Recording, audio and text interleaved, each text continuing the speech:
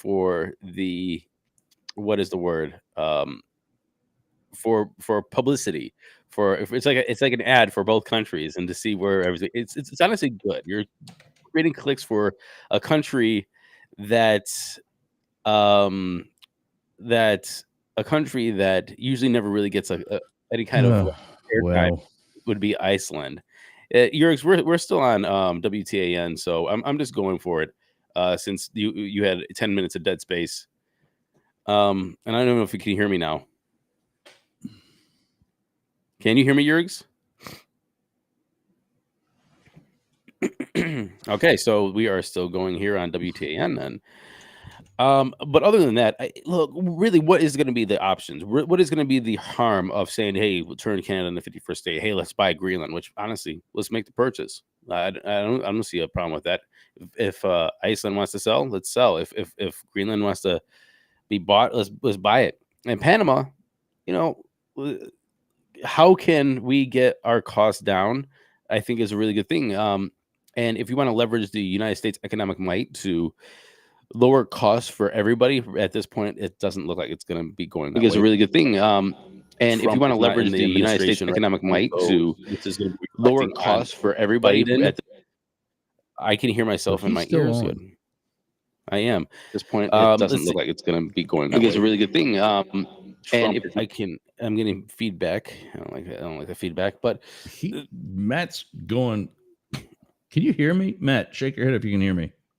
I can hear you, yours.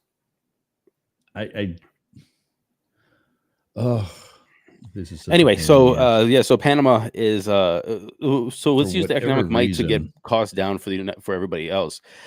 So we always talk about things like I think tariffs, and everybody wants to say like tariffs. For whatever What do you reason, do with everybody who wants to nobody's seeing me, always criticize or the I guess ideas Matt's coming hearing out it. of the Trump administration? And I don't want to say I'm a Trumper by And by I any just means of it, can't. but look, if there's ideas, we see that we always have a lot of Because, complaints I about got the other current situation. If stations it's, that if it's are healthcare, if it's live, cost, if it's inflation, if it's competition, if it's China, if it's North Korea, and if it's I'm not Russia, seeing Iran, and blah blah. And then when somebody creates a solution, what do they this do? Oh, you browser can't do it that way. Let's basically what they're saying is, on can we just make the status quo? Is the status quo just going to be perpetuated? And my are we going to sounder. actually do anything to try So to change I'm not the hearing Matt. outcome of the United States? So it is Okay. it's interesting that we have these different things that are coming out of, or these different solutions that are coming out of the White House administration, and you do not have any solutions coming back. It's just criticism. Tariffs not going to work. It's going to inflate prices for everybody. So boo, don't do that. Use American economic might to leverage these countries so they can get the price down. No, we can't do that because we're gonna be making our allies, in air quotes, mad. They're gonna be upset and they won't invite us to dinner or something. And I just don't feel that it's a good faith conversation. I think that everything is being politicized in ways that I don't think that is really productive. I mean, I'm going to take a totally 180 here and talk about the take a total 180 here and talk about Merry Christmas and Happy Holidays, which I think was a very telling of how we're politicizing everything to try to win some sort of imaginary argument that doesn't and isn't grounded with which isn't grounded in any kind of care or realism for normal people. So you saw people this whole thing saying Merry Christmas, Merry Christmas. Everybody saying Merry Christmas. By the way, Merry Christmas, everybody. If you're listening out there, whenever you're driving, Merry Christmas to you. I hope you and your family the health and wealth coming into 2025. And I hope you had a great Christmas and got everything that you wanted from Santa.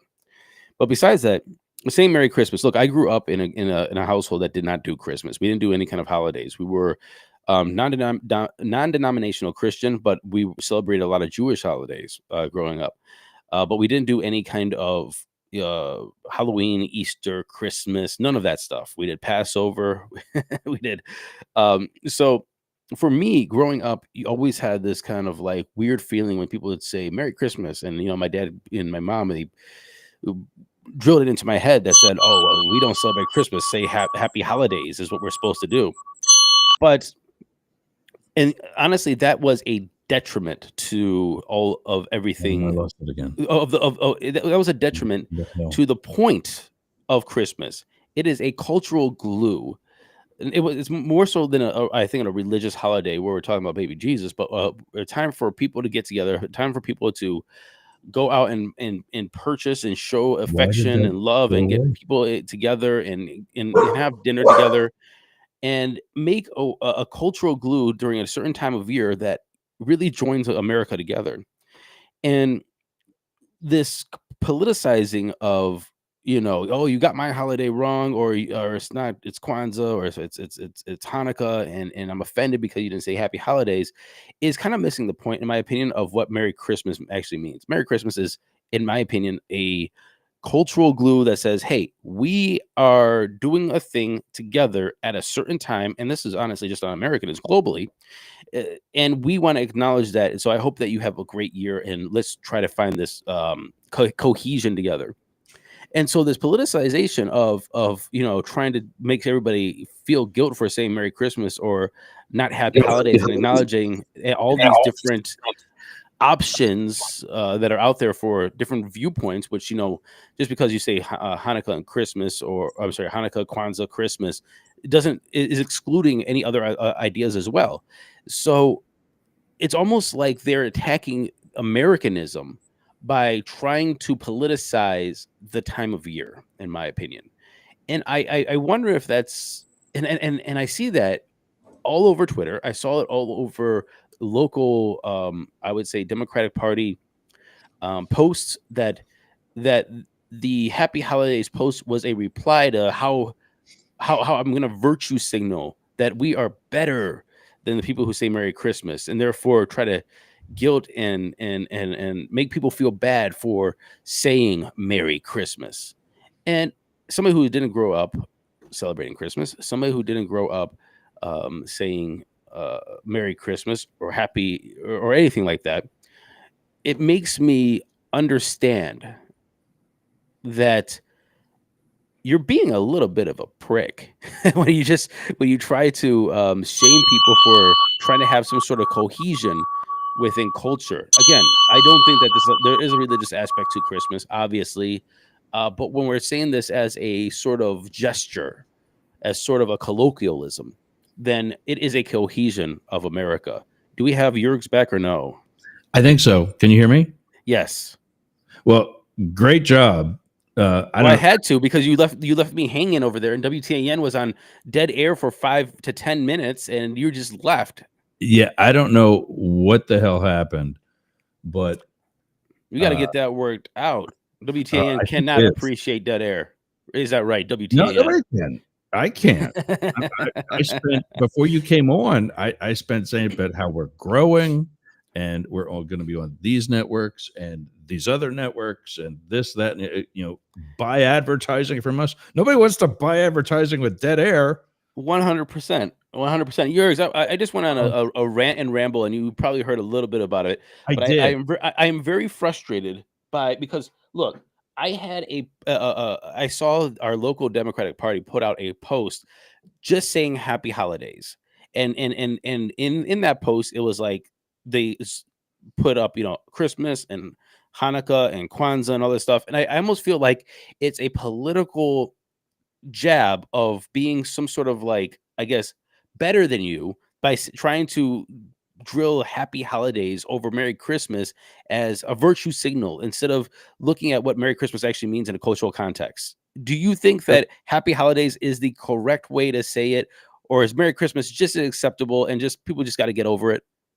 So I picked up on something when I did start, when I played around with the settings here in the studio, and I figured out what it was at. So I need to add that to the checklist that's already a mile long that I start at like 8 o'clock. WTAN says Merry Christmas. Yeah. So are you Jewish? Or I hear something that something culturally No, you we could we are not culture. draw? I was not brought. I was brought up non-denominational Christian, Okay. but the sect of Christianity followed the Old Testament holy days. So we did, Passover and Yom Kippur and things like that, and did not do Christmas. We did not do Halloween. We did not do Easter. So Halloween, did actually. not do did not do Well, Halloween. Well, Christmas is, Halloween's a pagan holiday, according to them. so is Christmas, actually. Of course it is. Of course it is. Yeah. Christmas is not a Christian holiday. And that makes me crazy at the ignorance from the far right. Like I saw one this morning, Santa Claus slapping some guy who's trying to say happy holidays. And Santa Claus is slapping because that's what Santa would do. Is slapping the guy and says, "It's Merry Christmas." First of all, Jesus was not born in December. He was born actually around the same time where he was also crucified in the spring. That's what scholars. That's a hell of a birthday present, right? Yeah, right. That's what scholars have pinned that down to. But at events like the Council of Nicaea, when the Bible was actually written, by people, not God, it was determined. That is going to be a confrontational statement right there. Yeah. Oh, yeah. Yeah. But when the Bible was written, and there were meetings like the Council of Nicaea, and I think it was Constantine who brought Christianity to the Roman Empire to better acclimate the pagan religions that already existed throughout the empire.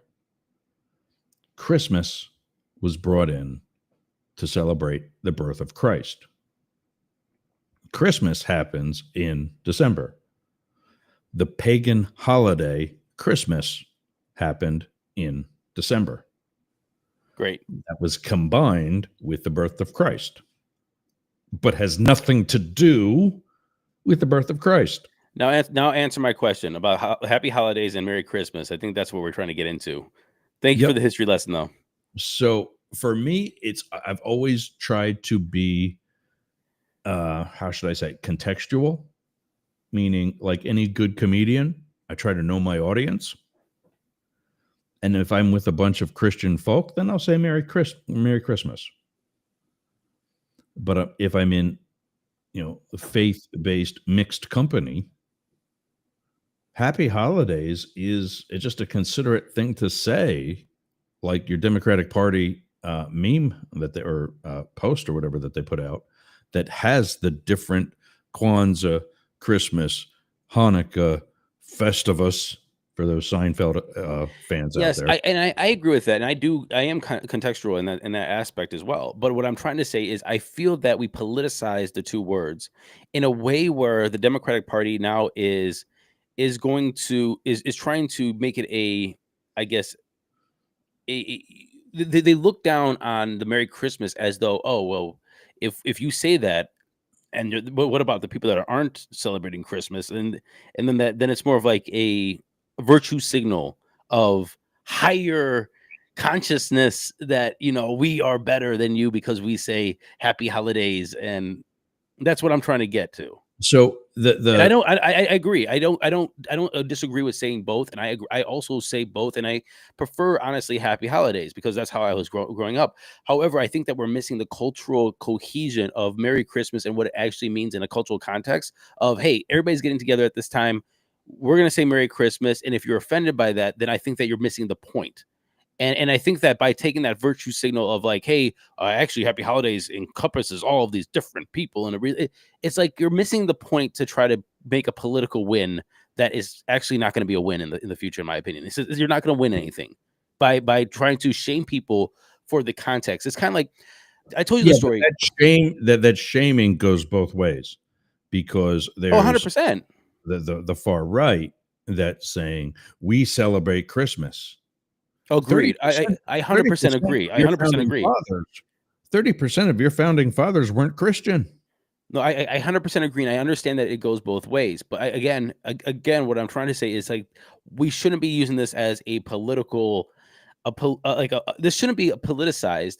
And it's kind of like I told the story on the show before when I was when I was talking to these people at a political event, and I said, "Hey guys." GUYS guys. Yeah. I said, "Hey guys," and there were guys and there was men and women in the audience or around me. Actually, it was not the audience. There's like 6 people, and I said, and somebody, when a woman came up to me, and she was like, "Well, I'm not a guy," and it was one of those things that she said to me that made me go, "You understand the context." I obviously am not trying to be a chauvinist or a misogynist. I obviously is using this as a folks or everybody or y'alls or yous or whatever.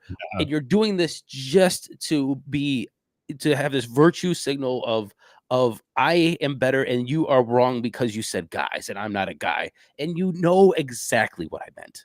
So I just moved us, for those on radio or any other the sound only, audio only, I just moved me over to the left side of the screen because I am clearly further left than Matt. Because what do I say? What's my catchphrase when I start a live bit or a recorded commercial? What do I say? Know. What do you say? Hey, gang. Folks. Hey, gang. Well, hey, I'm not a thug. Well, I'm not in a gang. What, am I wearing a bandana? Because guys, what am I claiming? It just the same way that guys is a catch-all for everybody in the room. So is gang.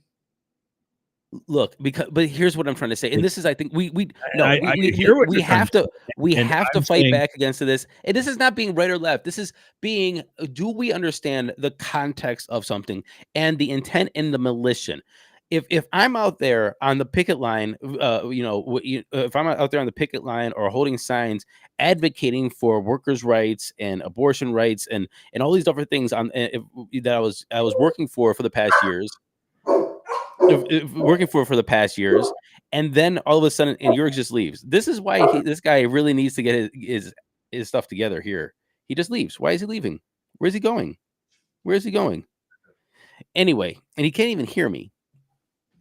So how are you having a conversation about guys and about cultural context if the guy who you're talking to just leaves the radio? Everybody, WTAN says Democrat.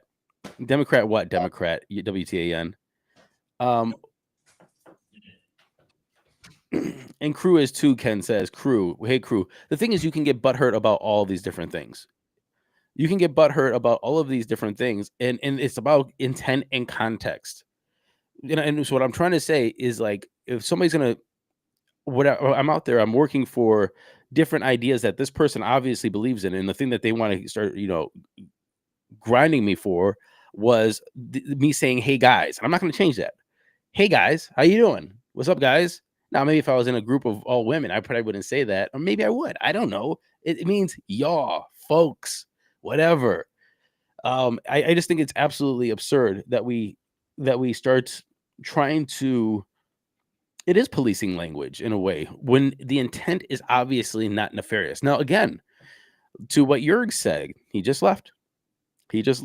Look, WTA in 5 minutes. I don't know what 5 minutes is, but if this guy doesn't come back, I have no clue what you're going to do. You just have to cut us off. But where was I? It is policing language, and if the intent isn't there, and Jurg's is right about the right does it too. Like, oh, we're a Christian nation, and Merry Christmas, and it's either Merry Christmas or nothing, and it's like, well, that's not correct. But what is the intent of saying Merry Christmas? If it's saying like, hey, we have this cultural connection during this time of year, let's say this to make sure that we are, I would point it out and not go to offend anyone, but hey, everyone. And Jurg, you just leave in the middle of a conversation. I don't care who's at the door. I don't care if it's the mailman or Freddy Krueger. Why did you just leave in the middle of a conversation? Because my dogs won't stop barking if I don't put them outside. They're dogs. Why are they even in the house? I live on the water. I can't put a puppy out on a seawall in Yes, 10 you feet of can. water. It probably got to survive, man. So, as everybody knows, I'm in a disaster area, and my neighbor just had a washer dryer, a stove, and a refrigerator delivered to my house. He's got an address. He lives across the street and down the street. So he gives my street address to this company who delivers, comes up, knocks on my door. They start unloading things in my driveway. And he comes up and knocks on the door the second time. And I'm like, okay, obviously I got to go deal with these people. So that's when I came back to the camera and threw my arms up in the air and walked away.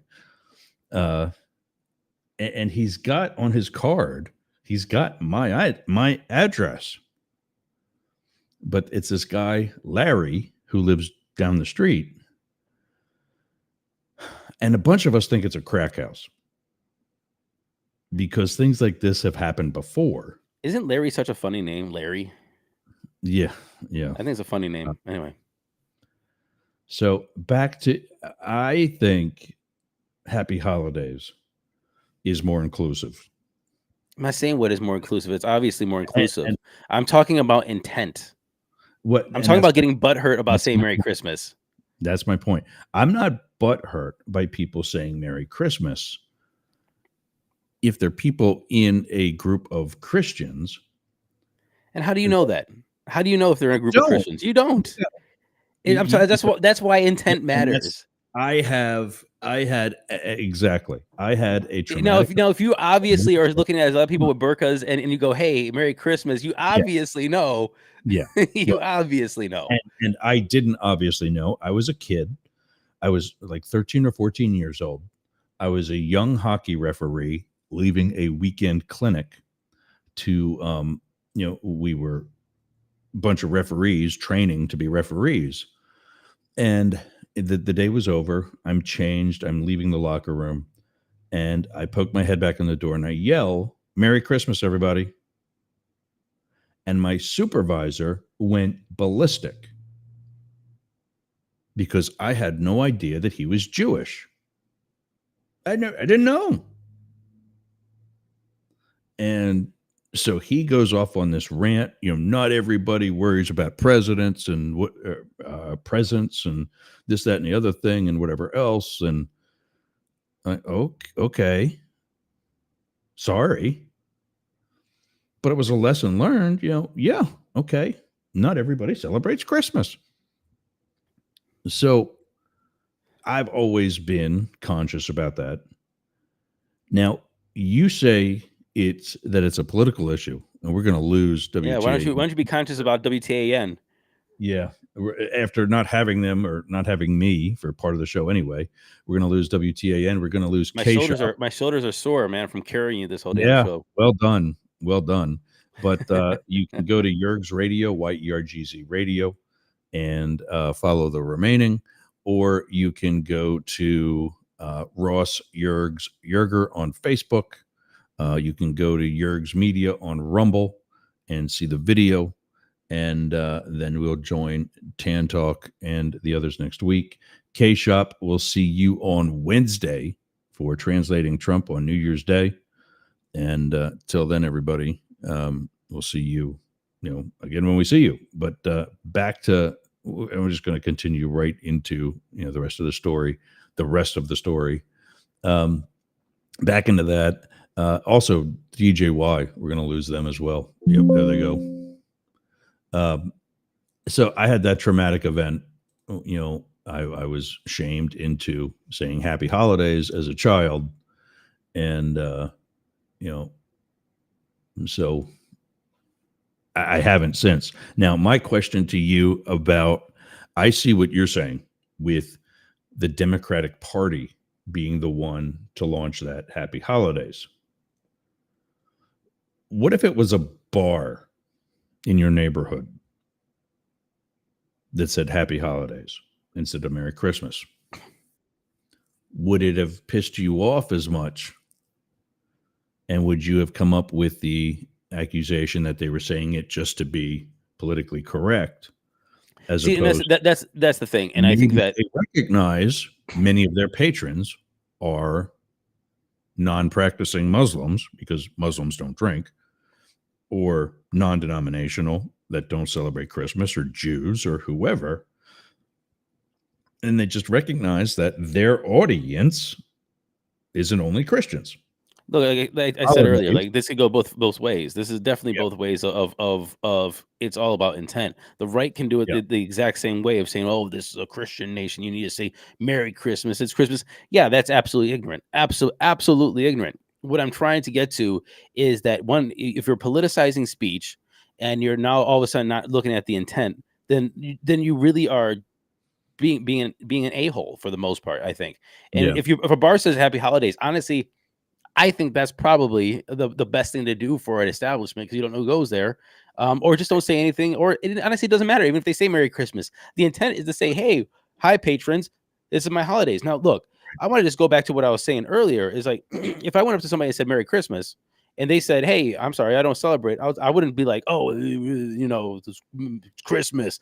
I would say, "Oh, my bad. What do you celebrate?" They'd be like, "Hanukkah." I'm like, "Oh, well, Yeah. Happy Hanukkah." I don't care. I don't care what you do. It doesn't matter to me. I'm not offended by Right. it. But what I'm trying to say is, like, if they got offended by me saying Merry Christmas or Happy Holidays, it is the intent that matters. They know my intent, what I was trying to do. And I think that all these people that are either on the right or on the left, I see them just trying to politicize this of, we are now making a division by saying, by instead of having common sense to the speech, we are saying, "Hey, Happy Holidays" now is the left way to say it. And if you say it another way, you're just a bigot. And you don't care about all of the Jews, and you don't care about the Muslims, and you don't care about the Hindus, and you don't care about, it's like, that's BS. That's BS. Yeah. It's just Yeah. turning into more politicized BS. And that's what you don't want in this holiday. And this is, I think, going back to something Vivek Ramaswamy said during his campaign, is cultural identity needs to be had. And the cultural identity of the time, during the Christmas time, the holiday time, is families getting together, and we have to reinforce that more than we have to reinforce political speech. Yeah, and that's what I just came back from, was families being together or not. I flew up to Pennsylvania for a long weekend / short week to celebrate Christmas with my family, to not talk to any of them. I got in Saturday night, and it was later. So Sunday, Monday, Tuesday, and Wednesday, my brother lives there. They're neighbors with my parents. And then my other brother got in Sunday from DC. And nobody said boo to me until Wednesday night.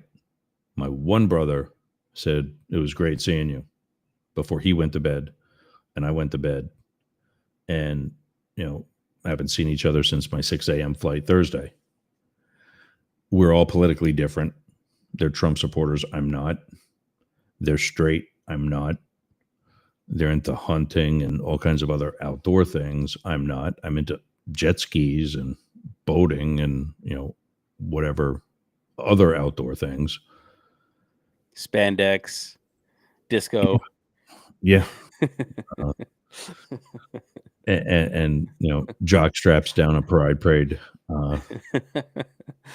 which I think is ridiculous, but yeah. And they didn't say boo to me the entire time I was there. I had to insert myself into conversations that I quickly was brushed off after. My parents and I talked about it. I said, one, I'm not coming back next year for this. You can come down to me.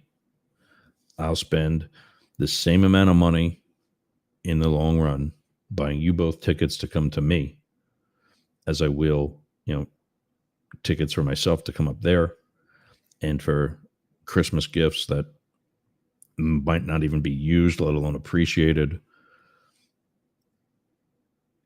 Why? And a lot of it was, they They know what I'm doing here at the house. They know what I want to do with it because they saw the plans that I drew up. Or, I mean, the cocktail napkins that I drew up.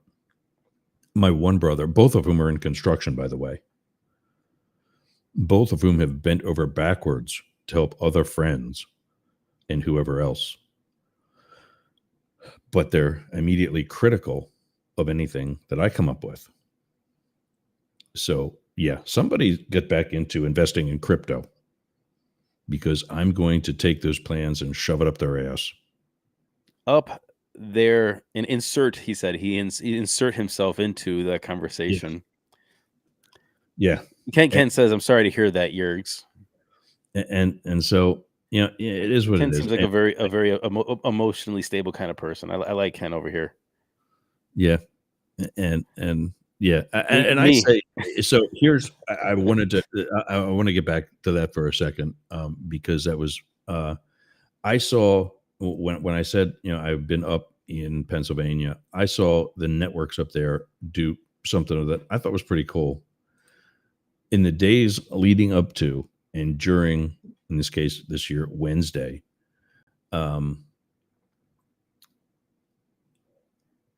they say Merry Christmas because, you know, that's the one that's being celebrated. Starting Christmas, they also started saying happy Hanukkah because that was the first day of Hanukkah this year. And now for the next week, they're going to be saying that. And Kwanzaa was on the 26th. Like everything happened all at the same day. Like this year, that's a first in my life, I think. And I know these networks also say, because they're out of the Philadelphia market, which does have a big black population that celebrates Kwanzaa. So they also say happy Kwanzaa. And they do it. Theirs is, they know that they're going to say Merry Christmas and a Jew is going to see it and go, whatever. Or somebody from the African community is going to see that and go, not my thing. But now the Christians are also seeing the happy Hanukkah and the happy Kwanzaa, and they go, well, Christmas is over. I guess I'll wait a few more days till they start saying Happy New Year. And that's the last one that'll wrap up this season. And that's why I'm not at all opposed to happy holidays, because it is all encompassing. You don't know which one I'm talking about. Maybe I am wishing this group over here a Merry Christmas and that group over there a Happy Kwanzaa. It is all encompassing. And that's why I think the more guilty ones or the more pathetic ones are the far right who really push. I think it's both. I think it absolutely is both that is turning this into a political thing. Again, just because you're taking the higher moral ground of being more inclusive doesn't mean that you're right in politicizing this. If there is I understand like how the right is saying, you know, oh, this is a Christian, and that's being honestly little narrow. That's being narrow-minded and bigoted, you know, in a way. But at the same time, to reply to that, look, the Democrats need to run on healthcare. They need to run on wages. They need to run on stuff. If we keep politicizing things like this just goes back to all the things that people are getting pissed off with the Democratic Party about. And look, by the way, I just looked up what holidays are around the 25th. We say Christmas, Hanukkah, Kwanzaa. We don't say Yule.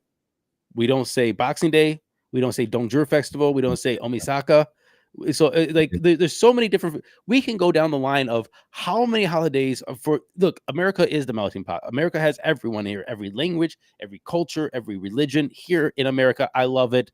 But can we just please, the more we want to divert this into like this whole thing, we are, to be honest with you, I would probably be more offended that we only look and emphasize these three religious holidays over everybody else.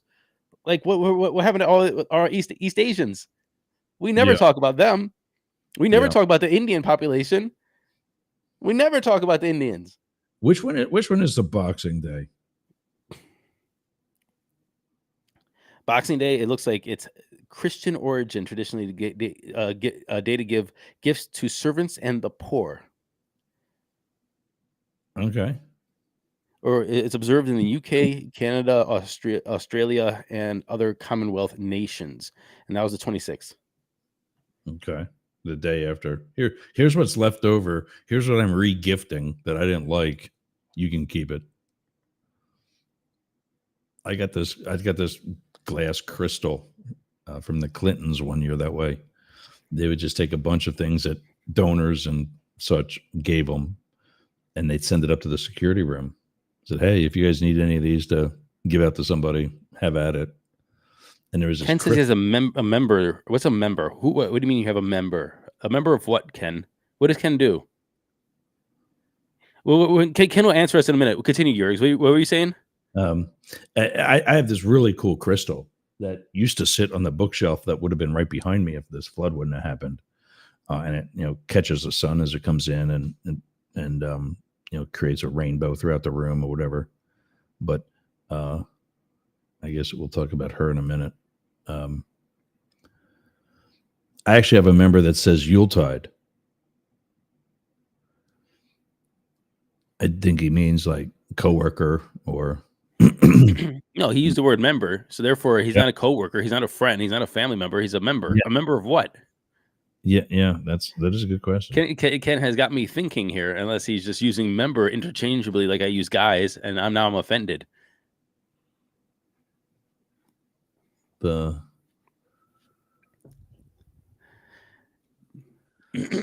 really has to call in. We should get. I'm surprised Ken hasn't picked up the number yet. He's I don't know. He tried to get on Chatter, but apparently he doesn't have an iPhone. Okay. And Chatter, you need 1-888-88 Jurgs. Everybody calling now. 1-888-YERGZ. Jurgs. The radio people don't do that either, which I get. That used to be like the thing, is to call your radio show. Oh, yeah, man. Now people want to text or do whatever. But yeah, so can you text that number, Jurgs? No, not yet. Yeah, you should get that. If you could text something, get some salacious pictures text to you. Yeah, so the phone company that we have through that will be adding text messaging. We got to get things registered and so on and so forth. But I don't know that I want to use that number. I might use like the business line instead, because I have another toll-free number. 888-322-4298 is our office, for what that's worth. I mean, it's all right here. I'm sitting in the office. I'm sitting in both Jurg's radio studio and Rainbow Radio Studio. All those numbers answer to my phone, What is that bell that keeps going off? Is that like the gay version of the fire alarm? You don't remember that? It was 2 weeks ago or last week. We've got a call. We've got a call. Let's do it. Hi, you're on the air. Hey. Hello. You're still on the air. Hey, how you doing? That's Ken. That's me calling. All right. Hey, Matt. Hey, how you doing? What's up, man? What's up? Okay, man, you have to answer this. First of all, what's a member? And second of all, tell us about your idea of Merry Christmas and Happy Holidays. Yeah, what member are you referring to? A member of what? As for member, okay, so I run D&D games and I have a big, huge group, and each group member, I have Jewish people that play. I've had people of all denominations and non-denominations. So actually, I was looking back in one of my Facebook posts, because I normally say Merry Christmas and Happy Holidays. So when I say that, I do see on some of my members of my groups, they are friends as well, Matt. And so one of the guys, he actually says, Merry Utah. So I was like, oh, okay. So I do acknowledge that too. So that's why I always put in Merry Christmas and Happy Holidays. It's one of those things for me where it's just like, I'm going to cover all bases. I don't really think about it too much. And I don't even think about offending anyone. I also see your point when you said that when you were younger and you did, you said happy holidays and, the boss went crazy. Yeah. Which it kinda by the changes way, into was that a dick way to into that handle way. it. Was a Right. totally dick way to handle it for a 13 or 14-year-old kid. Right. But yeah, go ahead. So that's why I say happy holidays, because it's a little bit easier. But also at the exact same point for you, Matt, I see what you're saying too, as well as to why is it brought up in such of a way. But yeah, I get it. On both sides of fronts. But or even to me, I have a stepsister who was Jehovah's Witness, and I didn't realize she did not celebrate her birthday and all this and holidays and stuff like that. And I was young. I would say probably about 13, 14. And I knew her birthday was coming up. And I'm like asking her about her birthday and all this stuff, what she wants and all that. And my mom's like, 10. I'm like, what's going on? And afterwards, my mom took me aside and was like, hey, yeah, your stepsister, she's Jehovah's Witness, not by choice, but by her mom, doing, and she follows that situation. And I'm like, oh, okay. So that was the first time I actually dealt with different things, because as a kid, you think everyone celebrates Christmas. you don't really know. Yeah. But that's how it was broke down to me especially when I was younger. especially if you're in a neighborhood, or in my case, an entire school district and even a county that's all predominantly Christian. Mhm. Everybody celebrates, Christmas. Everybody goes trick or treating. For not just in my neighborhood growing up, it wasn't just on Halloween. We started like 4 days before Halloween, because part of the celebration as a kid was dressing up and going door to door and whatever else and getting as much candy. It was like a business. He with the most candy wins. But also part of it was being home to receive trick-or-treaters. And because we didn't just show up at the door in your costume and you get candy and you wave and you walk away and that's it. Like if Matt would come trick-or-treating to my house, we would have to stand there and guess who it was, and who's in the costume. So it was something more like, now kids just put a little bit of a paint in their face and that's it. Well, obviously I can see that it's Matt, but if there's a really good getup and you can't tell who it is, well, it's going to take you a while to guess. So now you got to look at things like shoes. Do you recognize their sneakers? Can you tell it's them by how they're standing and their posture or shit like that? And it's a game, but you can't be guessing and also be out trick-or-treating at the same time. So you kind of split it up. And that's why, we do it for like almost a whole week, really. But yeah. And I guess the other is, I dated a girl when I was in the Secret Service Academy who was Jewish. And she would always, when we became agents, she would always be, volunteering for Christmas, because Christmas literally meant nothing to her. I worked every holiday for decades, man. Every Christmas, it didn't matter. Same. Except that she would be working this holiday and getting paid holiday pay for it, and it was no skin off her teeth. Yeah, so she's like, shit, yeah, I'll work Christmas. Of course. And, if we did the same thing for Hanukkah, I would work Hanukkah. But, yeah. So.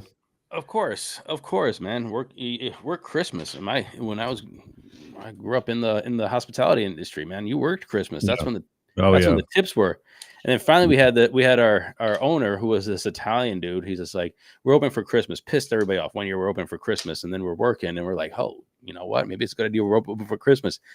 People came out. People showed up.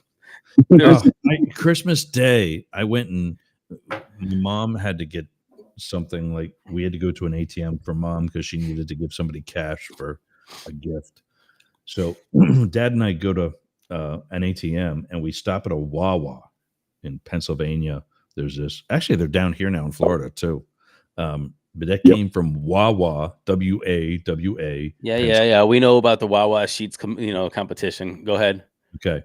Well, we're in this Wawa, and it's packed on Christmas Day. And I'm like, don't you people have families? Go, get out of here. And these people that are working there are all, besides themselves, because they're getting paid double time. And I'm just standing there thinking about, like, okay, so maybe they're getting what, $25 an hour? I averaged more than that on a regular day in the Secret Service. That wasn't my overtime rate. And it just kind of makes me appreciate people that, really have to work. Yeah. Great. So what's your Christmas horror story, Ken? I really don't have too much of a Christmas horror story. I've always had I will say it this way. I've had a large family, because I'm originally from Gainesville, Florida. So it's all college students. So all the college students pretty much leave. But when my grandmother was alive, everyone kind of went over to grandmother's home and relaxed there. But ever since she passed away, that situation of all the aunts and aunties getting together kind of has gone away in a sense. So like my mom, my sister, and myself, sometimes we get together, sometimes we don't. I'll let her know ahead of advance as to what's going on. But even with my, just with friends and stuff like that, they would get together and we'll kind of have like a whole big friend situation. But yeah, otherwise than that, nothing too bad of Christmas horror stories. Now this year I have seen some similar to what you were saying here. Yeah. When you and I had a friend, even like for Thanksgiving, he went up north, and we saw on his Facebook post like he was there for like a day or two, and he was like, "I'm coming back to Tampa," and I'm like, "Whoa, is everything okay?" And he's like, "Yeah, pretty much same situation that you were going through." So, yeah. Do you guys feel like the past couple of years, holidays like these have become more divisive? Is this not what I'm exactly just saying right here? Did I just not start? Ken is here. I'm sorry. You're out letting out your dogs or dealing with crackheads, and I was telling stories. The happy holidays versus Merry Christmas. That's been, I've seen that for the past 50 years. I've seen that my whole life. Yes, but it's being politicized in a way of not being just happy holidays or Merry Christmas. It's a virtue of which one do you believe? Or am I a Christian America and that's how it is? Or the other thing is, am I better than you because I am now inclusive? See, this is different. I see what you're saying. And there are people on the left that look at themselves that way. And there's people on the look. I like I told the story earlier. I grew up in a household that didn't do Christmas, and I almost felt weird saying Merry Christmas up until my mid 20s, until I realized that it was just a very big. It was like one of those epiphany moments. People aren't being malicious when they say Merry Christmas to me. They're just saying Merry Christmas, Happy Holidays. Yeah. I'm trying to wish you some good in your life or whatever. And I should just shut up and say, hey, Merry Christmas. I don't have to go through the whole thing of, hey, I don't celebrate Christmas. I'm not religious. I'm not Christian. I don't do Christmas. I'm Jewish, or what? It's like, that's not their intent. Their intent was 100% to just wish me some well. Actually, this is what I would say to you, Matt. So if you ever go out and you say, Merry Christmas to someone and they go, I don't celebrate it. The best thing I've ever done when someone's offended or anything, or however they take it, I go, ask them, I go, what's the best response to say to you? So I can know that in the future, in the future tense. So, and if I ever have that conversation, normally that doesn't happen because they wouldn't go that far. Most people were like, oh, well, Merry Christmas to you, or, or Happy Holidays. So you can really break people down.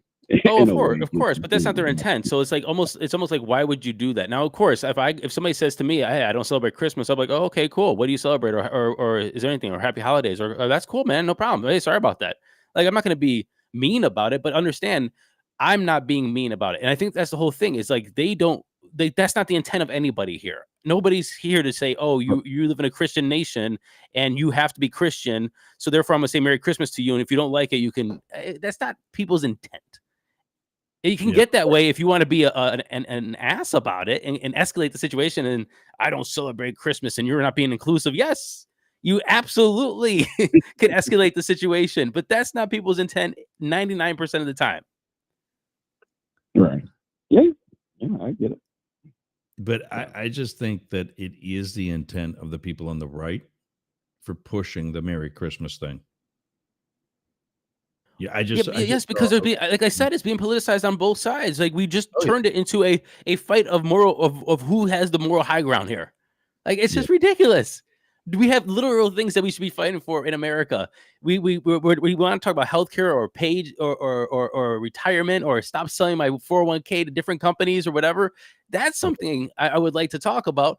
Not talking about what's the right way to be inclusive of holidays. It's ridiculous. Right. Yeah. So I guess what we're breaking this down to, and Ken, you can give your opinion as well, since you're just hanging out with us today. Since we're missing a couple people, we're happy that you're filling in. Didn't think you're going to be a radio star today, but look. But look, this is the thing: is like every time we want to make a step forward when it comes to politics, and when I mean politics, it's about how do we get the America on track to make real substantial progress. And if it comes to budgets, if it comes to the debt, if it comes to healthcare or your 401k or insider stock trading in Congress, it all devolves into, or right here, how do we be inclusive for Happy Holidays as if being Merry Christmas being a bigot? Like, come on. That does not do anything for the price of eggs, food on the table, my retirement, or, my premiums. That's ridiculous. Right. Yeah. Ken, what pick and choose? What do we need to fight about? There's so much. We tread carefully. I'm ready to fight, as you can tell. Tread carefully. Yeah, Matt's ready. All right. I was say I would tread carefully because I can say something really dark, but no, go for it. Now I'm excited. You can't crank us up like that and not give us the reveal. All I'm gonna say is Thanos is right, but no, Thanos fan. Is that a Marvel? Actually, you kind of look like a disheveled Thanos, Yergs. If you, yeah, really, I'm a fan of both Marvel and DC, but yeah, to a certain degree. But was Thanos the guy with the glove or whatever? Yeah, he was the guy with the glove. I mean, you look like a Thanos. You could be a Thanos. I thought he was like Thing or whatever. Nah. Thing is more Rocky type of characters. But did Thanos have long hair?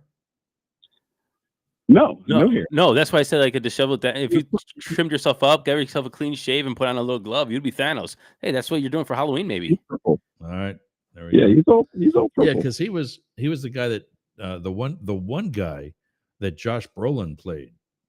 Yes, Josh Brolin. Yes. Yeah. And then he played Thanos. So if you ever saw the second Deadpool movie, Deadpool looks at Josh Brolin's character for Cable and calls him Thanos. He calls him out because he breaks the fourth wall. Yeah, right. Right. I love that about what's that actor's name? I'm brain farting. Ryan Reynolds. Ryan Reynolds. Yeah. When in the first one, when they were coming up with his costume, he said no green, definitely no green. referring Chicken to Head, his Green Lantern. crappy Green Lantern movie. Yeah. But speaking of which, But yeah, we're gonna see Green Lantern in the upcoming Superman movie. Have you seen that? I saw the trailer.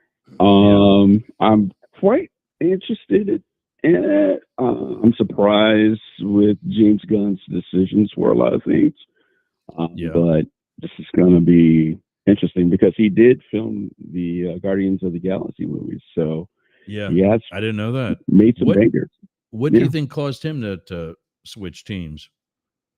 There was a situation that happened. I don't know the full details, but originally he did Guardians 1 and 2, but when Guardians 3 happened, I think something happened between him and Marvel. I don't know if it was money related or anything.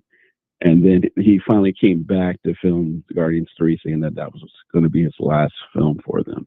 And then that's when I think DC and now getting him, and he's practically the Kevin Feige of the DC entertainment movieverse. So I gotta give my 2 cents about I gotta get my 2 cents about Superman since it was filmed in Cleveland. I think I have a authority over there, some kind of special place in this conversation. Oh yeah, so I don't. So Ken, I don't think he actually said if he liked it or not. I'm gonna have to say it. I did not like it. Everybody's like, oh, and then Krypton or Crypto or whatever the dog's name was came out, and I was like, that was stupid. And then it's like this ensemble movie, but it's Superman. Like I don't need to have all these things. Like it's like they threw everything and the kitchen sink at this. You had other superheroes. You had Lois Lane in Love, and then you had this dog, this stupid dog, and then you had a dragon somewhere in there. Like we didn't know what that was. What is it like? I don't even know what that was. A dragon. It's like everything was in the Superman movie. It's like it seems like it's gonna be a sloppy mess. I can't see it being any good. Oh, I think that was just to me. I think that's kind of just fan service because people always want to see cameos. I don't think them being in the movie is going to be like something that they're in the movie for quite a bit. It's just like, oh, they're there, they do something, they jump out. But I think why they're trying to do that is because it's, once again, they're trying to do what Marvel did, but in a different way, because they're trying to showcase, okay, well, though we know Superman is here, there's also the heroes here that we would like to explore and show you guys as to where they are. Where if you look at they're doing what first iteration was that they're doing what DC does. They're trying to build, and what Marvel did is they built a universe over a decade, and they're gonna, I think, try again to do it in one movie. And it's just like, I don't need to see Green Lantern. I don't need to see all you guys. I don't need to see the dog. Give me a good Superman flick. How many more different versions of Superman are we gonna see? I don't know, man, but before we need some no-name or lesser quality superhero like Aquaman, stop. Come back and be the one that actually saves the franchise with a decent movie. They tried Aquaman. I personally, maybe I'm in the minority here. I like the Zack Snyder Supermans. I thought they were excellent. Which ones?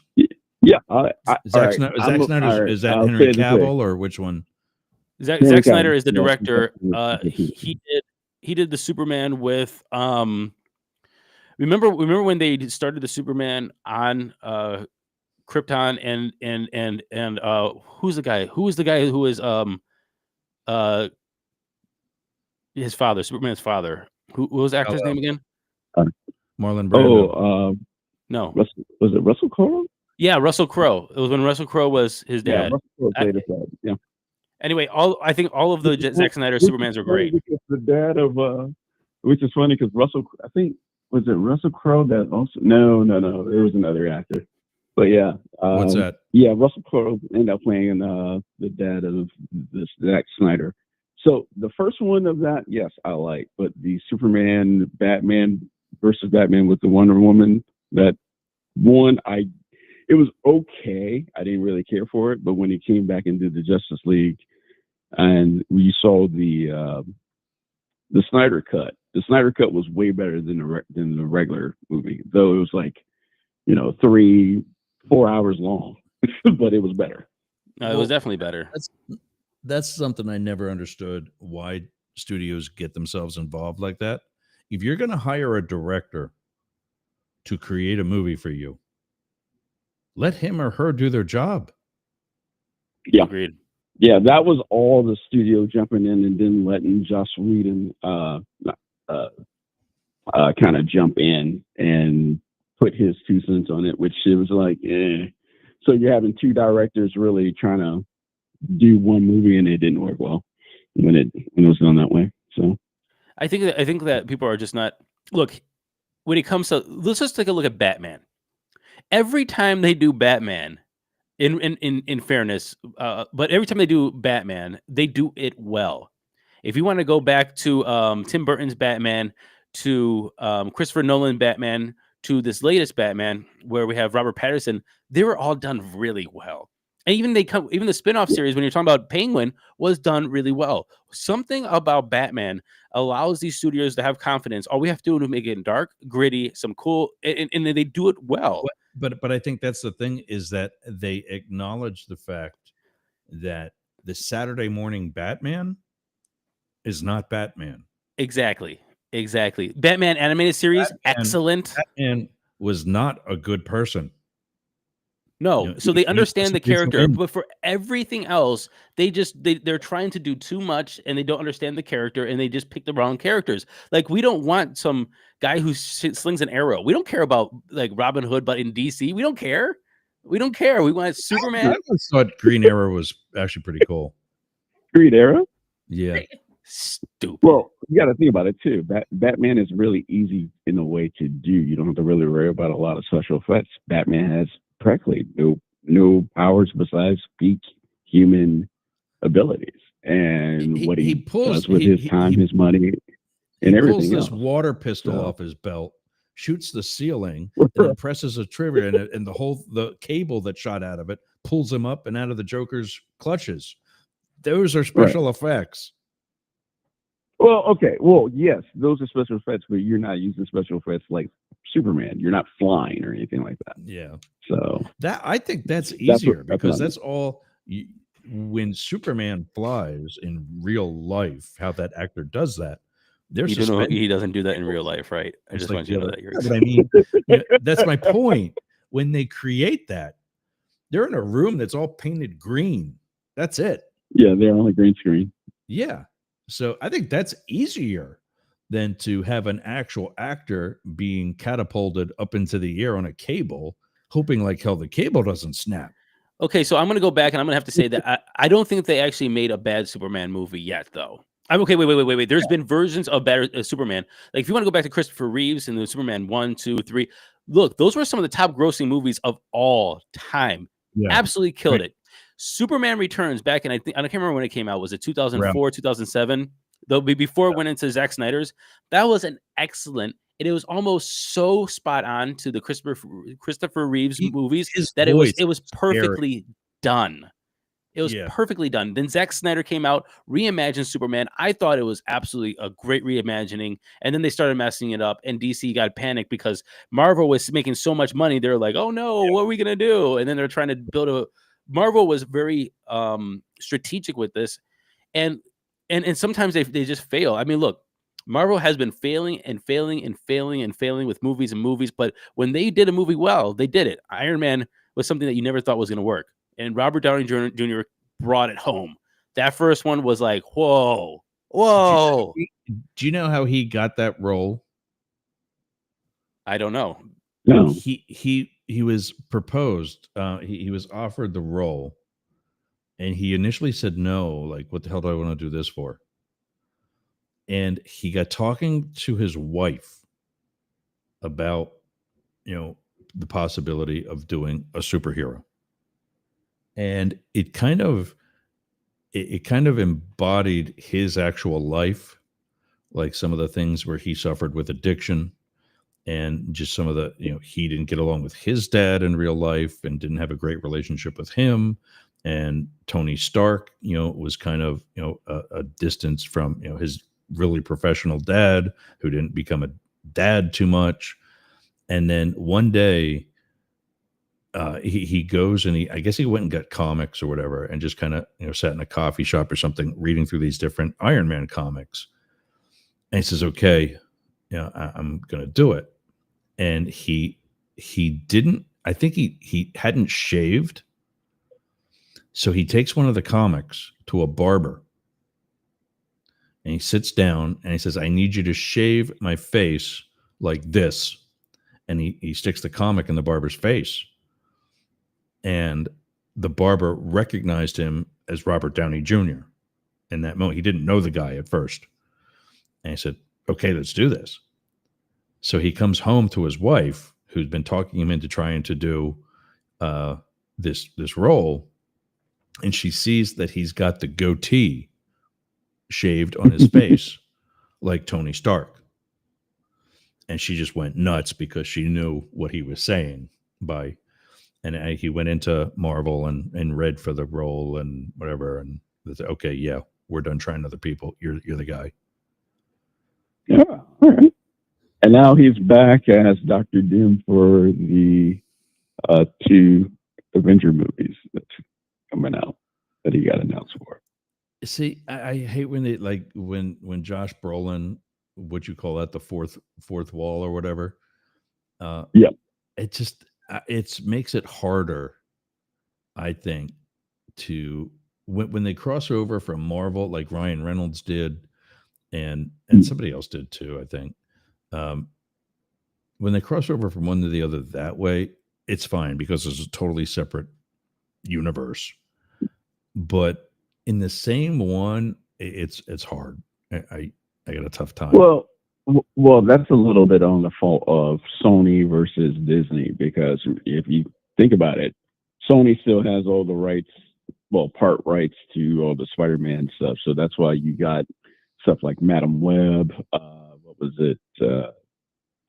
Into the Spider-Verse, Craven that just came out, which I've heard very, very bad mixed feelings about that. So, and then different other stuff that they came out with, which doesn't even have Spider-Man in it, but there's Spider-Man villains like Morbius. Yeah. So that's there are one. certain like brought overs, because Brolin didn't play Thanos in the very beginning. It was someone else that actually had the role and did do the role. He just came in more as Thanos later. But when he crossed over to play Cable in the second Deadpool movie, I got what they were trying to do, because that was that point where I felt like, oh, okay, they have to introduce the mutants and the Disney version of Marvel, and everyone's been waiting for that contract to go up. So everyone's like, okay, well, are they going to use the old cast? Are they going to use the first class, or are they going to get brand new actors? So that's everything that's happening currently now. They're gearing up to bring mutants into the fold. So when you see something like Deadpool 3, where you're like, oh, wait, so that's no longer Sony, that's all Disney. And that's why when you see Deadpool 3, how many Disney jokes he's throwing out there, saying like, oh, we're leaving Fox, we're leaving Sony and all that stuff. So that's where you get that, oh, okay, this is how they're slowly starting to bring things over. Okay, so, unpopular opinion, Deadpool and Wolverine sucked. Didn't like it. I'm gonna say it this way. I enjoyed it for what they were trying to do. I didn't think it was the greatest movie. It definitely wasn't in my top 10 out of the Deadpool movies. There are only 3. Huh? How many Deadpool movies were there? I think 3. 3. Right? Yeah. Yeah. Deadpool Wolverine is 3. So how can the third movie of a series not be in the top 10 when that's all of the sorry about that when that's all of the movies? There are only 3 of them. It's got to be somewhere in the top 10. Well, there's a lot of stuff that was good for it, but you kind of get to a point where And yeah, they kind of did blow the whole situation of like, oh well, let's have Wolverine in it, which is good, that they were trying to do that. But there's parts of the story, and I don't want to give away the movie for anyone that's never seen it. I mean, if they haven't seen it now, it's about a year old. Like we can have spoilers. It's fine. Yeah. So, there's just parts of the story where I'm like, okay, that's kind of not necessary, or oh, I get this is happening, but what it's just one of those situations. Yeah, similarly, like when we first started talking about comics in general, we talked about the Superman trailer. I said I had this conversation with somebody else, and there were two types of trailers. Yeah, that conversation with Blake. I remember seeing that. Do you remember what I'm going to say? That there were two types of trailers. There's one where the footage in the trailer means absolutely nothing to the movie, but it entices you to come see it. And then there's the others where or they showed you everything. Yeah, you've seen the movie by seeing the trailer. You're good. And that's usually what happens in comedies, unfortunately. Yeah. They give you the best right there. You don't have to go see it because you've just seen it in that 30 seconds. But the example that I used was the movie The Professional with Jean Reno. Oh, yeah. I remember you talking about that. And it was Natalie Portman's first movie. She was like 11 or 12 when she filmed that with Jean Reno, Gary Oldman, and some other really good B actors. The things you saw on the preview for it, like the one was when Leon was moving between like bookshelves or shelves in the Chinese restaurant when he's whacking the Chinese guys and the one agent that's talking to them. That meant nothing. That 2 seconds meant nothing to the entire movie. But the way you see him moving tactically from one position to another, you think, oh, wow, I got to go see this movie. And, I saw that movie. That came out when I was in college. I went and bought sunglasses like Leon had. And I went and saw that movie. I skipped class to go see that movie a second time. Damn. Yeah. I was going to be a hitman. So you know what it is with these movies that irritate me is it's okay. So first of all, Deadpool and Wolverine. I'm sick of this stupid back and forth slapstick comedy that is like this deadpan, and then you do it with TV commercials too. This is why I can't watch TV and commercials, because every commercial has to be funny with some stupid like. I don't know. It just drives me crazy. They're not funny. The jokes weren't funny. I just was like, it got old. It's like, stop joking already. Can I have some meat to this potato? What I had learned about Deadpool is that he was a smartass. Yeah, like that was so. Wade Wilson, Deadpool is always not a smartass. Yeah. Yes, he is. He is. But Deadpool. Look, the first one gave him some limits. He had smart, but it was well crafted. This one was just like jab after jab with Wolverine. It's like, aren't you trying to do like something that's very substantial here? Like it's just, I don't know. I just didn't like it, and I didn't like it. I like that the Deadpool movies, with or without Wolverine, but the Deadpool movies are actually all rated R. Yeah.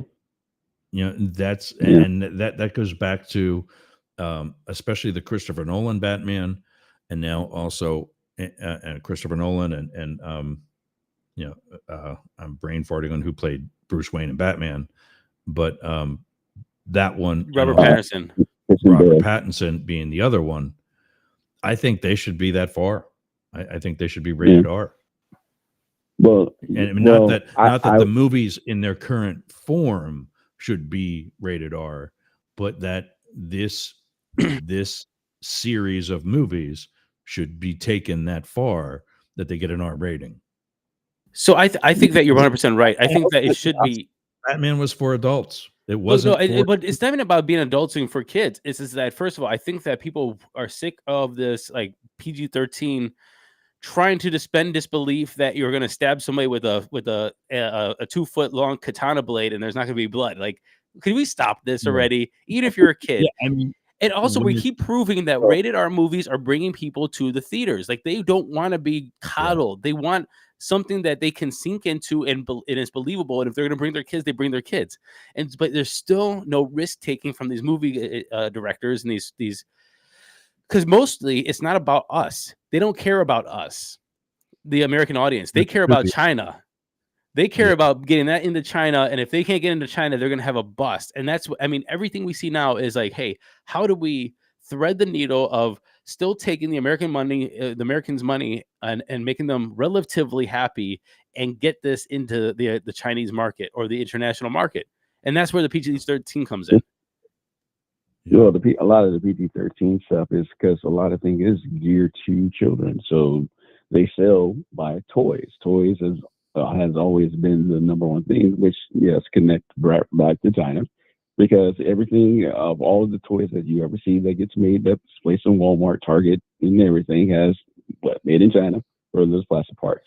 So that's how they actually make their MAGA money, hats. and that's why there is that PG-13. But on another subject along with that, to both of you, what was the main Marvel movie that set all of this off? And it's funny because I know the answer, and it was a rated R movie for Marvel that started all of this.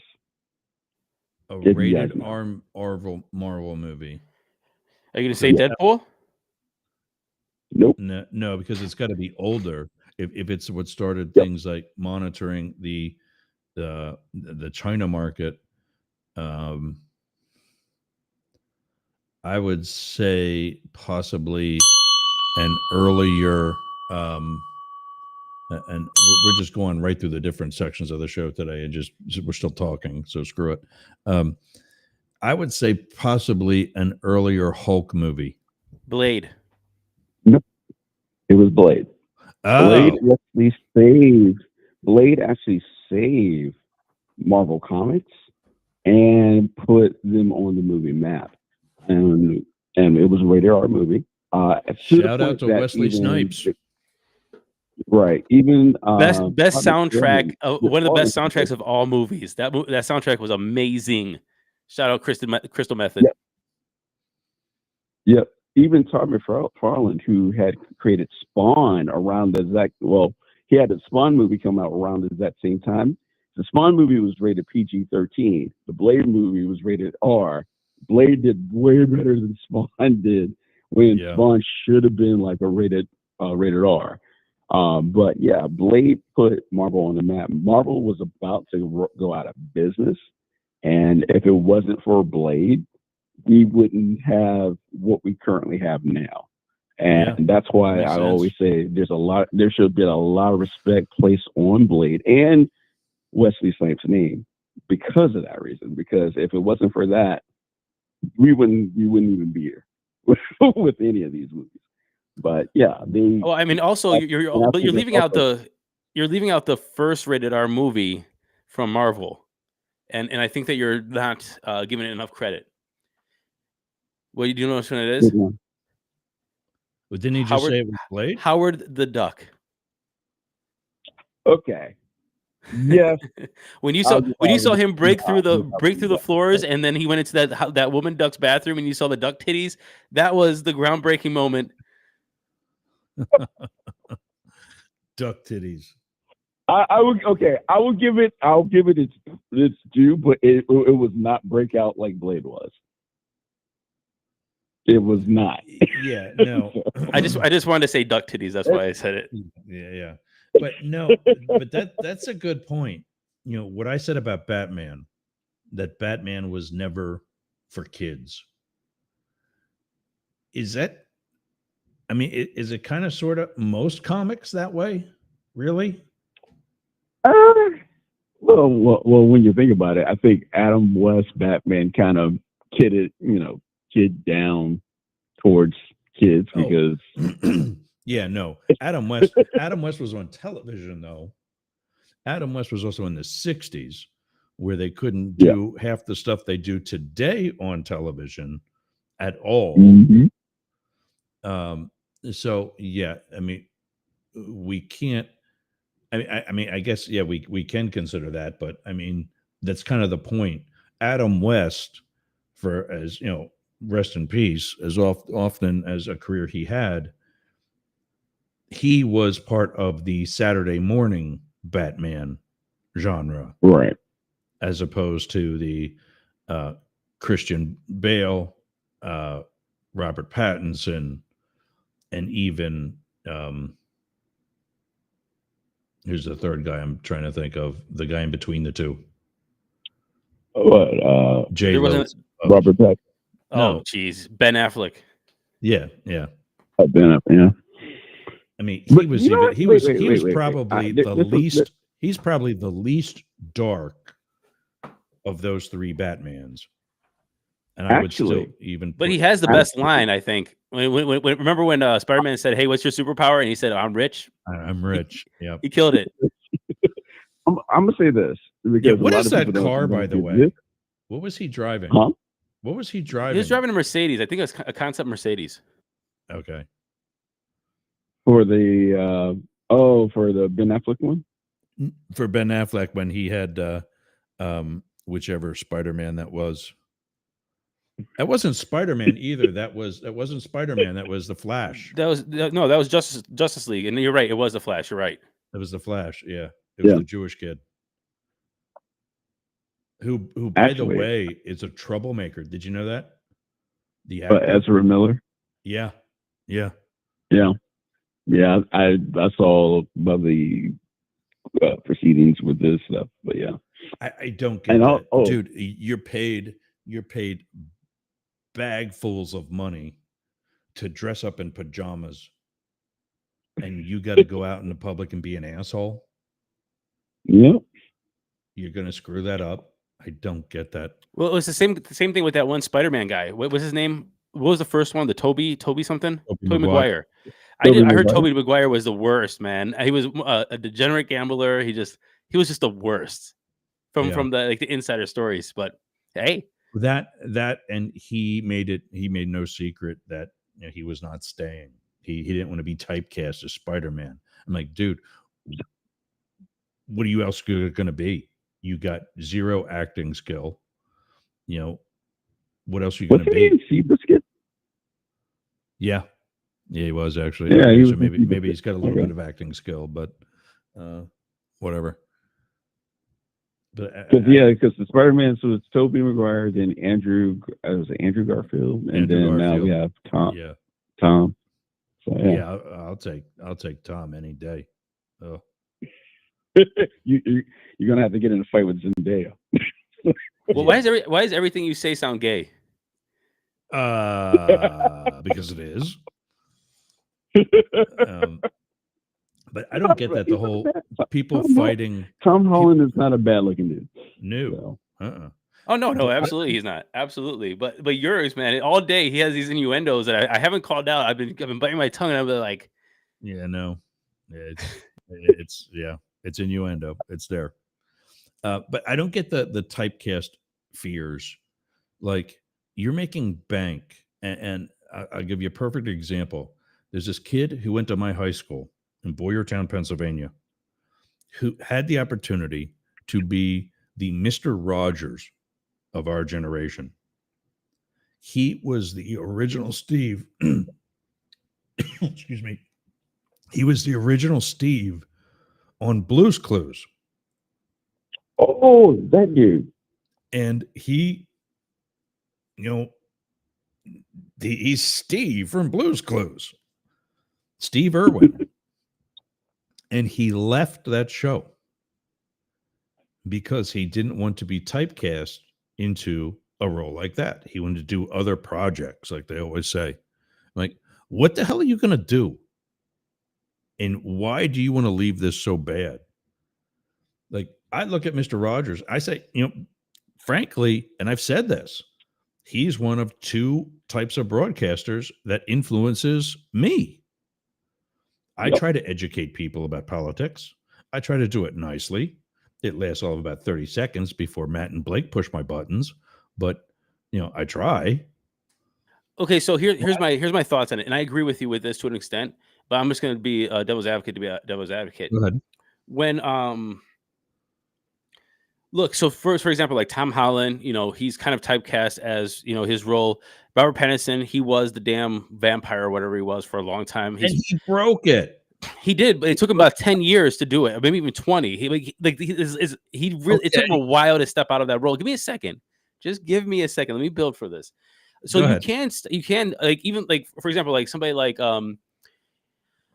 even older, we can go over like Geordie LaForge, LeVar Burton. Like, yes, he was in The Color Purple, but I mean, everybody knows him as Geordie LaForge, but unless you have multiple seasons under your belt, the first season, the second season, the third season, you're not getting paid. Tom Holland got paid, like, I think it was like 75 grand or something, or whatever the minimum was for his first Spider-Man. It's like, you're not getting paid unless you break out and you're part of like a big contract. You could typecast yourself and only have a couple $100,000 in the bank, and next you're working at McDonald's and being the most famous person working at McDonald's. It's kind of like baseball contracts. It's like it's the same thing as baseball contracts, and it's like, oh, how like they have those minimums, but if you get injured and you don't get a big contract, even in your first 5 years, you're coming out of there with a couple $100,000, and you're working at selling cars, and your draw is your name. So it's like, if you can't work, then you're screwed. So how do you prevent yourself from that? And if you're not a blow up character or blow up like Marvel Universe, then you're kind of like, you're kind of, it's hard. Well, you're not going to get typecast by one role. Or excuse me. But you absolutely could. I misspoke. Hold on. You're not going to get typecast by one movie. Yeah, not by one movie, but multiple movies are the same thing. It's kind of like genres that are, you're typecast as the sci-fi guy. That was Will Smith's big thing, but it's like, Will, you made enough money, so shut up. But well, I mean, he also, made himself popular by smacking a fellow black dude. That was a good move. Will Smith. You do know he did exist before that, right? You do know Will Smith existed before he slapped Chris Rock. Yeah. Well, yeah. All right. Will Smith popularized himself for actually rap music first, and then 100%. Followed by he's from Philadelphia. Movie. Yeah. Yeah, he's from Philadelphia. So, but guys, I had the vinyl. Don't come at me with Will Smith. Parents don't understand. On vinyl in my basement. Yeah. You say about the risk of being typecast. Look at Robert Downey. He walked away from Iron Man because he could. Because he's also Sherlock Holmes. He's also, he's also the dude that plays another dude that's playing another dude. Yeah, exactly. He's not afraid to go off the wall. He's not at all afraid to go off the wall. I loved him in that movie. I don't remember the name of it. Tropical Thunder. No, not that one. I loved him in the one where he did with Robert Duvall. The Judge's Son or something like that. Oh yeah, it just came out the other day. I think it was called The Judge. No, that's a couple years old. It's a couple years old. Well, anyway, he was the fancy lawyer. He came back to defend his dad, who was the judge, who got tried for murder because he was drinking and driving or something. Yeah, it was great, absolutely great. Yeah, but you know who Robert Downey Jr. played in that movie? Robert Downey Jr. He was exactly. You could put an Iron Man costume on him, and it would have been the same person. Yeah, and that's what I love about some of these actors. They're not afraid to just literally be themselves. Yeah, they don't have to recreate a character. There's I see me in this role. That's why you picked me, because I don't have to act. And speaking of truth in the moment. Hello. It's so funny watching him. I know he's in his garage because it's where he usually does that. Who me? No, I'm in my room. I'm just dusting while we're talking. Oh, because you got like this jail looking shadow background. Wait. I always thought it was a Blade Runner looking background. No, I'm in Siege Tabur from Dune. Okay, because I can see there's like hardwood floors that go to a stone wall, but I don't know what like the iron picket fence or whatever shadow is over top of it. But is it too cold for you to be doing the show from the weight room? No, I just didn't have time to get downstairs. That's all. Mm. Because you're complaining in text messages to me saying like, "Where is everybody?" And you had dead air for 20 minutes before I showed up and actually turned this into something. I need a producer. Ken, why don't you do that? Because I have a full-time job. Otherwise, I would attempt to actually really do it myself and help out. What do you do? I work in medical insurance. Okay. Do you work from home? Is that why you get to listen all the I time? work from Wait, home. medical insurance? And he wait. Yeah. Wait. How do we just gloss over this one? Yeah, right. Do you have a bodyguard? No, I do not. We didn't gloss over this. This was brought up before because I actually slightly talked about this before. I think I remember that. Yeah. So yeah, that was a while back. do you see, speaking of current events, we're past showtime and whatever anyway, so let's get into it. Do you see I don't know how to say it, the method to the madness of those who idolize or Robin Hood this guy? Yeah, I see 2 points. I see 2 things going on where the idolizing, and then also I see the point of how things are being portrayed as well. And I'm just like, wow, there's really 2 big messages or narratives that I'm watching here unfold, and it's really one of those situations where a lot of people are picking like which one they feel that goes with what. But yeah. Guys, I got to roll. Ken, it was nice talking to you finally. Merry Christmas. Merry Christmas to both of you. No, I'm just kidding. Happy holidays. All right, I'll see you guys. Happy Kwanzaa. All right, buddy. I'll see you next week. Get you later. But yeah, I see where there's a lot. There's a lot. Even like I have friends of mine who've been, following up with a lot of the story details of everything, and some of the information that they are repeating is just false information. And I'm like, where did you get that from? And they're like, oh, well, we saw it off of TikTok or wherever. And I'm like, where's the source coming from? And because anything that's always been sent over or that people say, and I'll always ask, where's your source? Yeah. Where are you getting 100%. that story? That's why we post show notes on Yergs.com when it's back up. Because and they're like, oh, well, we saw it on TikTok. I'm like, all right, well, where did they get that source from? Like, where are you looking at on, or are you just looking at the video, or what's happening? And because one of the things, like a friend of mine and we would look at a lot of storylines, and we're like, well, follow the money trail. If you just follow that, you can probably find out where the true story is coming from. What have you seen with regards to that? The weirdest thing that I don't even think is true, because I haven't really checked into it, but like I said, a friend of mine was saying, oh, well, there was a little bit more with Luigi and the CEO, and something was buried underneath the CEO's house that had something dealing with it. And I'm like, wait, what?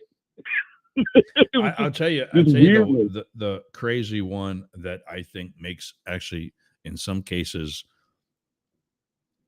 before we caught the guy and learned what we know now, but the one that for the longest time made the most sense was that the CEO was the one that hired him. Yeah, that it was a suicide. Yeah, I saw something like that too. He was being investigated by the feds for insider trading, so he, before a lot of others, talked and was working with the feds, and knowing that he was either going to get whacked by some of the others, he made it look like they did it so as to save his family. the loss of the financial and the pending financial burden of the lost income and insurance and whatever else. So he had himself whacked by this kid who, in the video, and as I study the video now harder, Mhm. I see some of the mistakes that a real professional would not have made. But the comparison I made, I was on, I forget which ones exactly, but I was in like social media rooms and so on commenting. One of the things that happened to him when he shot, his gun actually jammed. Now, Yeah, I first of remember. all, it's a single action gun. You've got to cock it. You actually got to chamber it. You've got to cycle it manually to get another round off. So he shoots the guy. He's got to pull back the bolt and let it go to cycle another round. Mhm. He shoots the guy again, or shoots again. Maybe he doesn't hit the guy. Maybe he does. I don't know. But you can see there were 2 occasions where he cycles another round and then cycles another round because it jammed. And that's one of the things you Yeah. have with a low velocity weapon is that you need velocity on a semi-automatic gun or a fully automatic gun to cycle around and to be able to fire the next round. And wasn't part of the gun 3D printed? No, it was a Okay. real, that gun, I think it's called a Wellington, but Okay. that gun is what assassins use. That's it. Oh, okay. And the reason is it's low velocity, which means it's up close. And that's what you're going to be in most of those cases. But what that allows for is not necessarily an exit wound. And anytime there's an exit wound, in other words, the bullet goes through the person and not just into them, You go out. it Yeah. could go into somebody else. And even as a hitman, you don't want that. You don't want to be messy. Yeah. This guy cleared 2 jams, kept casually walking right up to the guy, shot him again, and walks off. Yeah. Now, I don't know if you noticed, but there was a woman to his right watching the whole thing. That's a because witness. I didn't see the full video, but I thought got it. I saw someone else like moving. But yeah. Yeah. So there is. I gotta get it here to do it. I think it's in this. Yeah, here it is.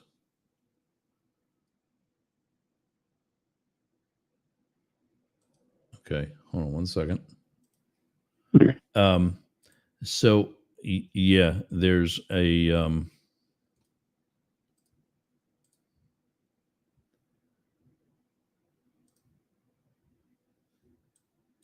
let me get rid of some of this borders and stuff like that. So for those listening, I've had this up before, and you can find it all over the internet. But this is the video. So that's Brian Thompson. And if you see on the screen right now, a bunch of things that are somebody that we need to talk to.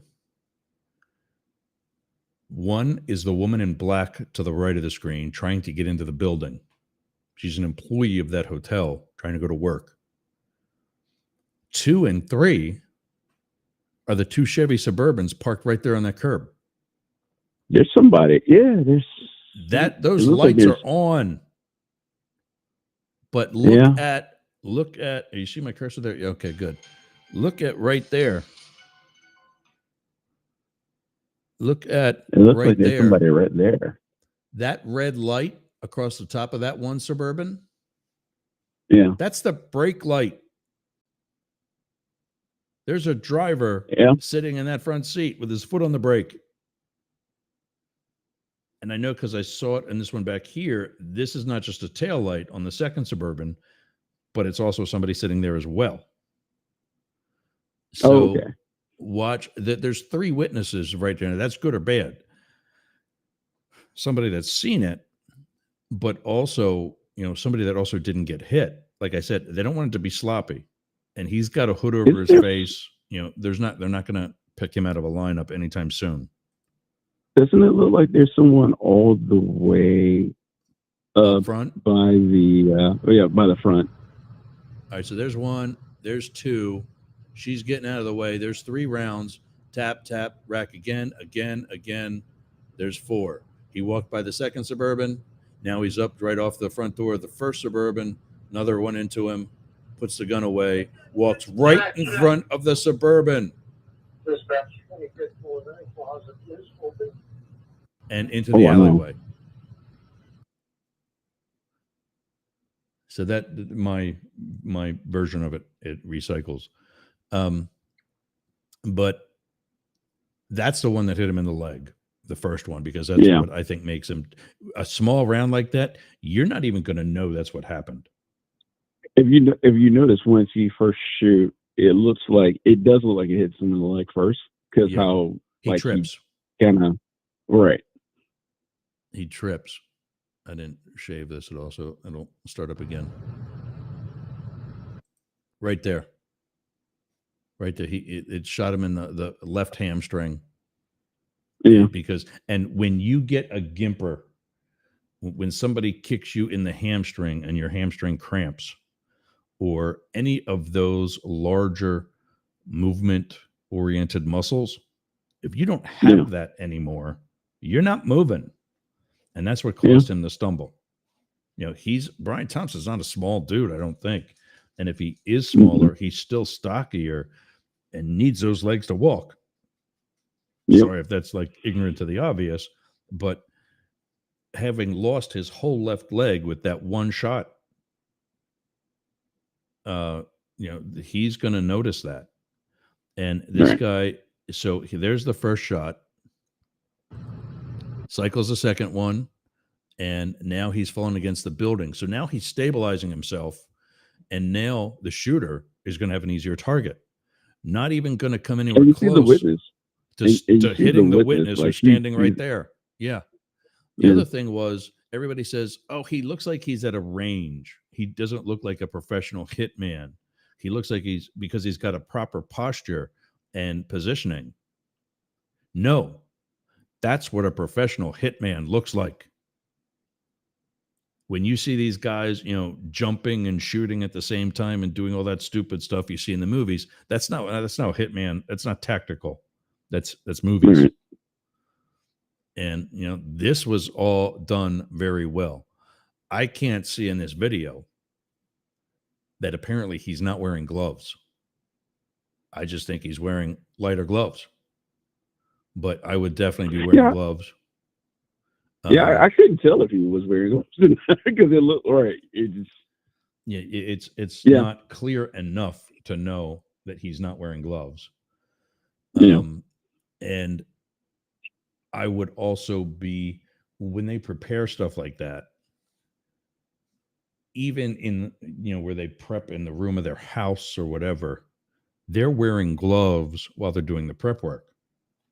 Because when that casing falls out to the ground, if he put that casing into the magazine back in his hotel, back in his apartment, back in his home in the Hamptons, wherever the hell it is, if he's not wearing gloves, then his thumbprint is still going to be on the casing while it's sitting there inside the magazine.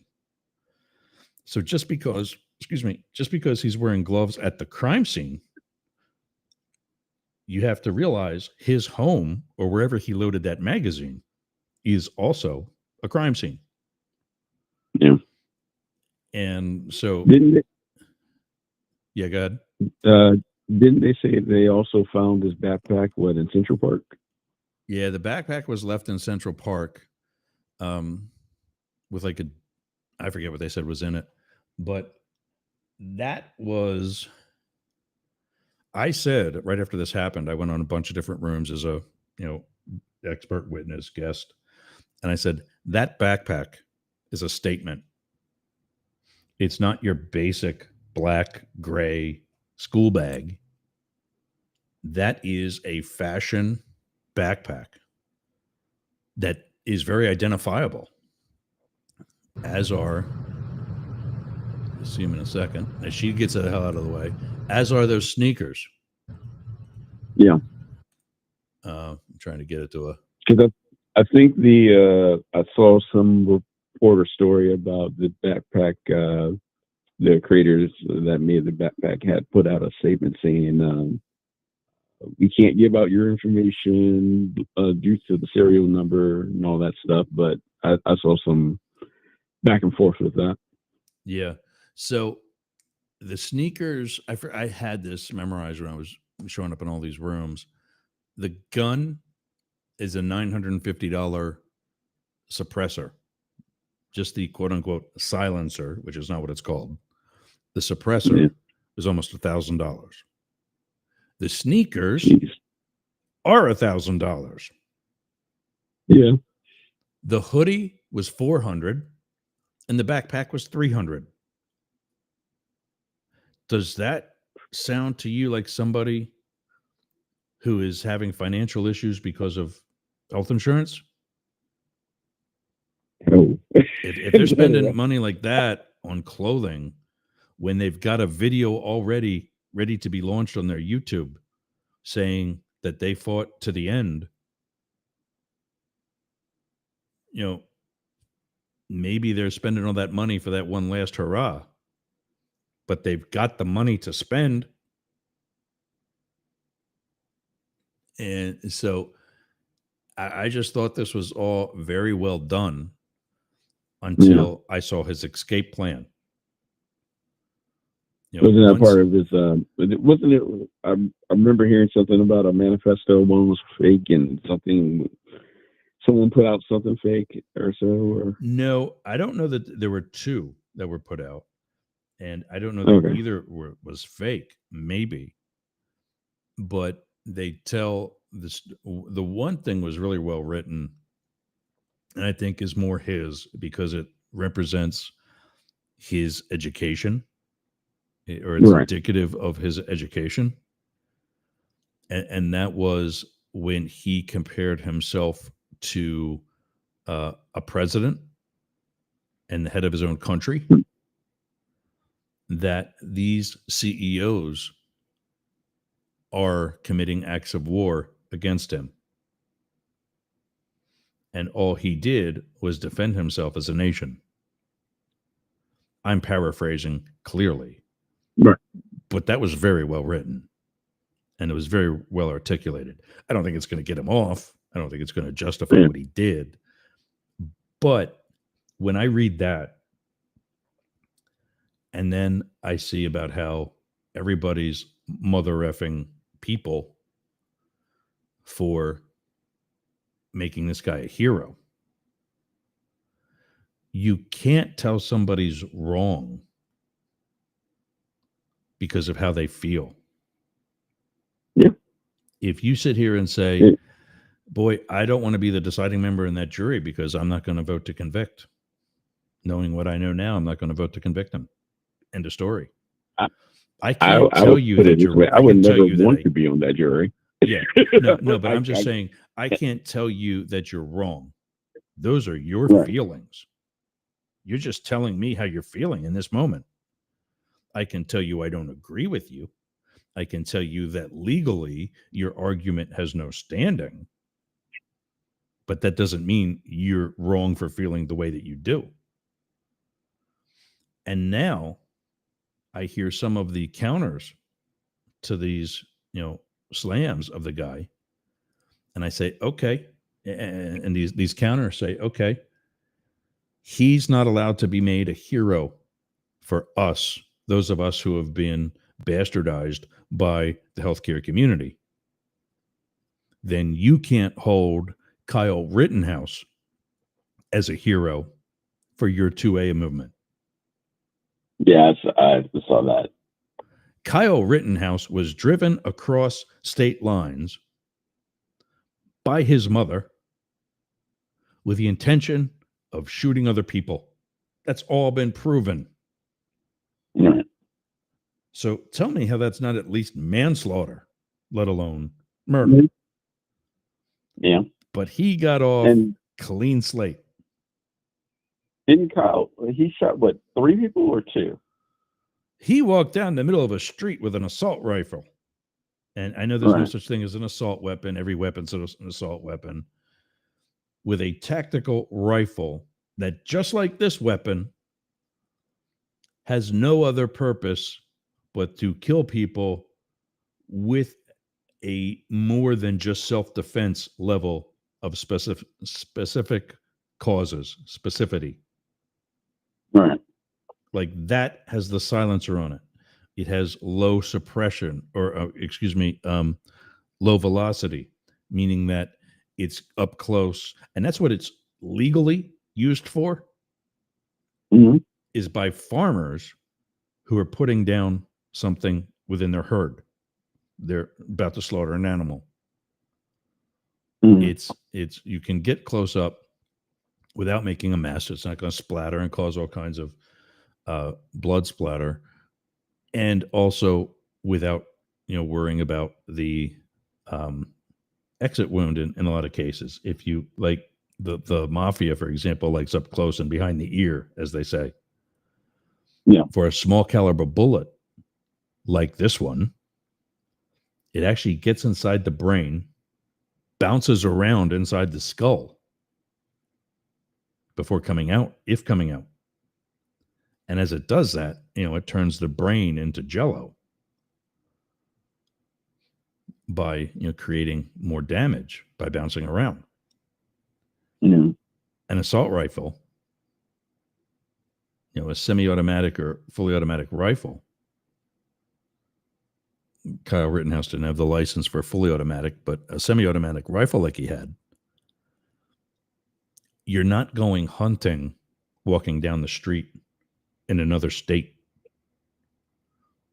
You're not committing self-defense when you cross state lines and had your mommy drive you there in the first place. And wasn't his statement something to the fact that he was only there to protect property? And I'm like, if you're only there to protect property, why aren't you on that property in the first place when that happens? This is why when there's any level, whether it's a police officer shooting a black person or any person, or Kyle Rittenhouse crossing state lines, or Luigi Mangione stepping out from behind 2 parked cars, once the trial is conducted, testimony and evidence needs to be made public. Yeah. Because I don't doubt the system. If there's something in that trial that proved Kyle Rittenhouse was indeed not guilty, I think we need to know it. Yep. Because one of the best lessons I learned in umpire school, a little learning is a dangerous thing. Yeah. Yeah. And what that means is you learn a little bit and you think you know a lot. We know Kyle Rittenhouse crossed state lines. We know he was driven by his mom. We know he used an assault rifle. We know that he's a big 2A barrel sucker. And he was underage, right? At the time. That's a good question. I don't know. That would certainly make it much easier for it to be much less legal. Right. We know Luigi Mangione was not a client of United Healthcare, but that his mom was. Right. We know that she did have medical issues.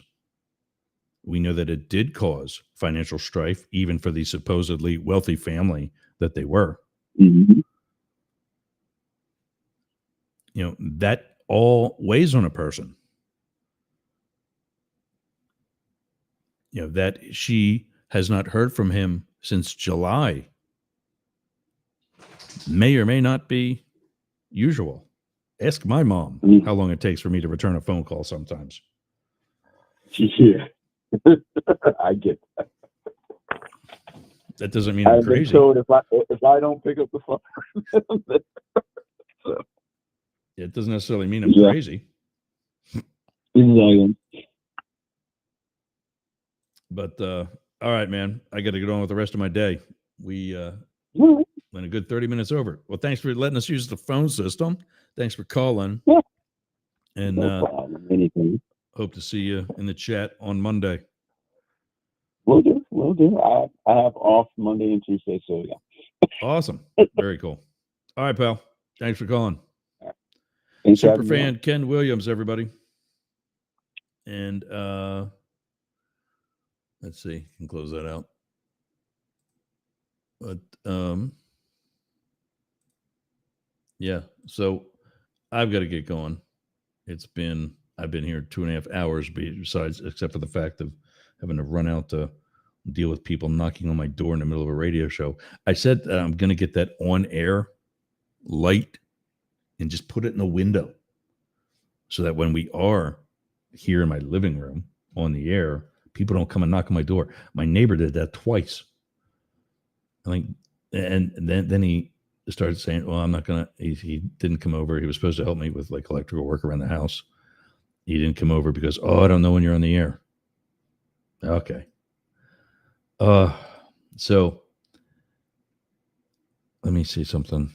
Let's see if I can hear it now.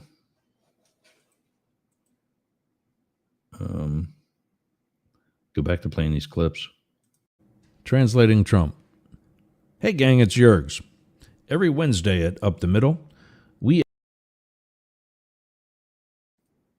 So I forgot I put the little tag on the front, like that one says Translating Trump. That's for the Wednesday show. But I forgot to take that out when I uploaded it to Restream. Translating Trump. Hey, gang, it's Yergs. Every Wednesday at Up the Middle, we add co-host Philip Blackett, a Harvard-educated and frequently published author who happens to be a Trump supporter. Join us as he translates Trump during Wednesdays Up the Middle, Politics for the Rest of Us. Wednesdays at 8 a.m. Pacific on K. I like how I say that. K-Shop. Here's the one for today's show. Friday Fights. Hey, gang, it's Yergs. Every Friday at Up the Middle, we add co-host Matt Deemer, a Democrat from Ohio and host of Daily Crypto News, and co-host Blake Fisher, a Republican from Oklahoma and host of The Homeless Conservative. Join us as we slug it out over Trump, MAGA, and wokeness during Friday's Up the Middle Friday Fights. Politics for the Rest of Us. 8 a.m. Okay, so again, I actually say 8 a.m. because this is West Coast, and I'm doing it for that one station. So I'm not going to say 8 a.m. Pacific, 11 Eastern, or 11 a.m. Eastern, 8 Pacific, or because it's just for one market. I'm not going to put both in when they don't need to hear they don't care what 11 o'clock, that it's 11 o'clock on the East Coast when they hear the show. So that's why that is. I think they sound good. We didn't do any commercials today because we had enough breaks that weren't intended. Yeah, I gotta better figure this out. I don't know how that got cleared off. You know what I mean? I mean, it's my settings. I don't understand why Restream came on today and I was not set up to be a part of Voice Meter. That's what it was in the settings. I went and checked that in the settings of the computer, and I don't know if Zach changed it when he was over Christmas when he was dog sitting. I got him and Kaylee a PlayStation 5 Pro. There's some bucks I'll never see again, but I got him that, and we didn't talk about anything political today. That was awesome. I got him that, and he used this system to upload it, or actually, no, what were they doing? They were playing, maybe, I don't know. Maybe they were here the first night or took the PlayStation home or whatever, but they put Fortnite on my computer, and he and his girlfriend were playing that too. And as a result, I had to reconfigure one of my monitors and other things. I don't care. He had good time with the girlfriend, and I know he probably banged her in every room of the house. All right, gang. I've got to get out of here. Go over our affiliates quick. Restream.io. I promise you, I'm going to put all these on. I'll put it on the screen like I had it earlier. I'm going to put all these on my Facebook page because yergs.com is not functional right now. So for those of you watching, go to Ross Yergs Yerger. Search that for that page on Facebook. And that's where this list of affiliates will be. So go to that right there, Ross Yergs Yerger. That's my page. It's not my profile. That's my page. I'll put this list of affiliates there. Restream.io. You can get a discount by signing up through me. Constant Contact, you get a 30% discount by signing up through me. Buyblacket.com/Yergs. You get a 15% discount. Limit Break Digital. You're supposed to get a 10% discount, but we might be discontinuing. We might be going our separate ways. We'll see. But you would get a 10% discount off your project. And I think you actually have to mention me. And there's no link. Aroma by Peter. Same thing. I haven't heard for a little while. I'm going to have to reach out, see what's going on. But Capital One, what's in your wallet, right? That one, Capital One, you can there's a referral that we have where you can get a cash back on your credit card. Same thing with Chase Bank checking. Frontier Internet, you get a $150 gift card. Rumble, if you sign up to do your own content creation with Rumble. Podmatch, right here in the Tampa Bay area. Lastly, Momentum Fitness and Wellness. Good stuff. So go to Facebook, search for Ross Yergs Yerger, follow that.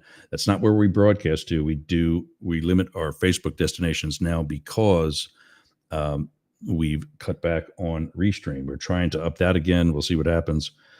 But there's the player. That's one of our destinations. And that's on all of our pages if we don't do it immediately live. So that's it, gang. Have a great weekend. We will see you again on Monday. I've been sitting in this chair for way too long. I've got to piss. I will see you again. Wake up, goddammit! We'll see you Monday.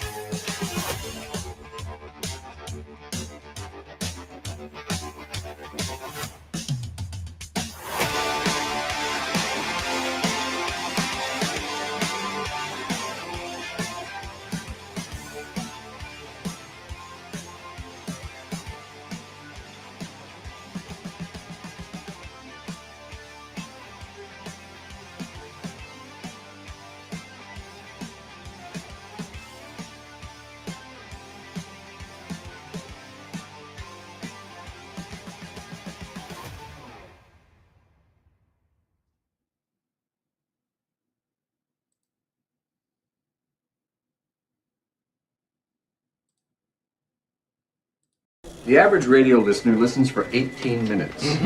The average fan listens for, are you ready for this? An hour and 20 minutes. How can that be? Answer most commonly given. I want to see what he'll say next. All right, okay, fine. But what about the people who hate Yergs? Good point. The average skater listens for 2.5 hours a day. But if they hate him, why do they listen? Most common.